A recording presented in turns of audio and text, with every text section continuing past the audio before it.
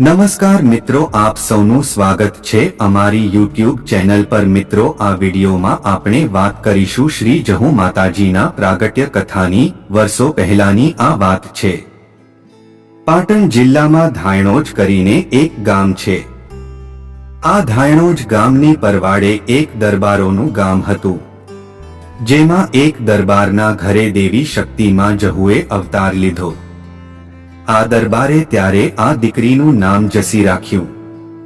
જસી 15 થી 16 વર્ષના થયા ત્યારે બન્યું એવું કે ધાયણોજ ગામમાં એક ધૂળિયો ઢોલી કરીને નામચીન ઢોલી હતો।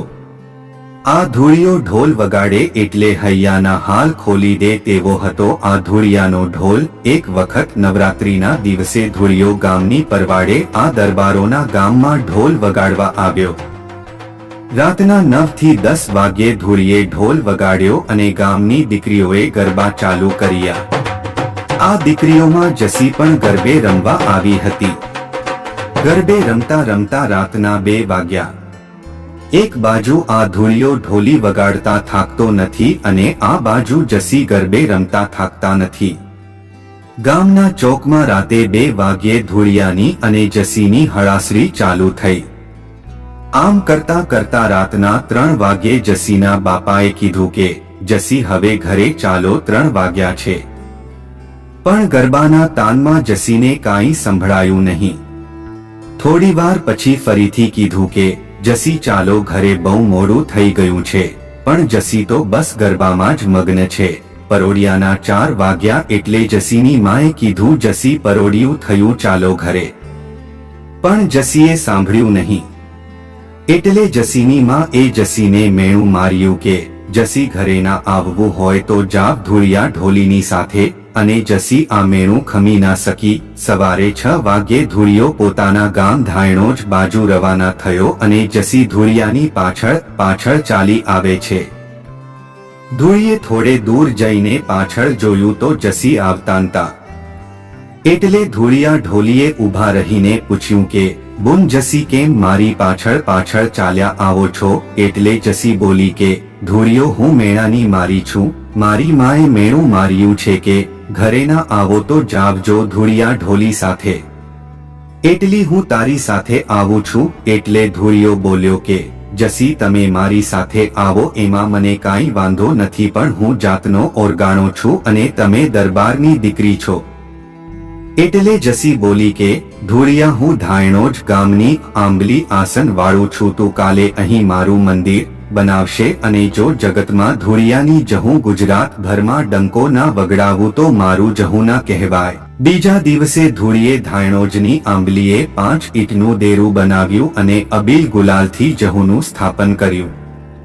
આમ કરતા કરતા એકાદ વર્ષનો સમય વીતી ગયો। એક દિવસ ધાયણોજ ગામમાં મહાદેવના મંદિરની સામે એક કૂંતરું મરી ગયું। મહાદેવના મંદિરના પૂજારીએ ધૂળિયાને ઘરે 2 ચેલાને મોકલ્યા અને સમાચાર કહેવડાવ્યા કે આ કૂંતરું તાણી જાય। ત્યારે બન્યું એવું કે ધૂળિયો તેના પરિવાર સાથે બહાર ગામ ગયો હતો અને આ પૂજારીને 2 ચેલા ધૂળિયાને ઘરે આવીને ઘરનો દરવાજો ખખડાવ્યો। આ બાજુ જહુ માતાએ વિચાર કર્યો કે મારે હવે જાગૃત થવાનો સમય થઈ ગયો છે। એટલે જહુ માતાએ 80 વર્ષની ડોસીનો અવતાર લઈને ધૂળિયાના ઘરનો દરવાજો ખોલ્યો અને કીધું કે શું કામ છે ભાઈ? એટલે આ 2 જણા બોલ્યા કે મહાદેવના મંદિરની સામે કૂતરું મરી ગયું છે। ધૂળિયો ક્યાં છે? જહુ માતાએ કીધું કે ધૂળિયો તો બહાર ગામ ગયો છે।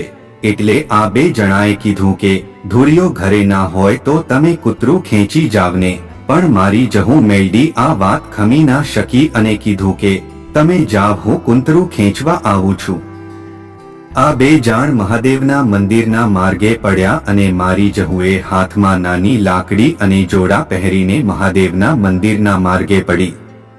મંદિર પાસે જઈને કીધું કે પૂજારી બાપા, કૂતરું ક્યાં પડ્યું છે? એટલે મંદિરના પૂજારી બોલ્યા કે જુઓ, એ સામે પડ્યું, 2 દિવસથી મરેલું પડ્યું છે। જહુ માતા કૂતરાથી છેટે ઊભી રહીને હાથમાં રહેલી લાકડીથી કૂતરાને 3 ટપોરા માર્યા કે કૂતરું તરત આળસ ખાઈને બેઠું થયું। પૂજારીને આ દ્રશ્ય જોઈને સમજતા વાર ન લાગી.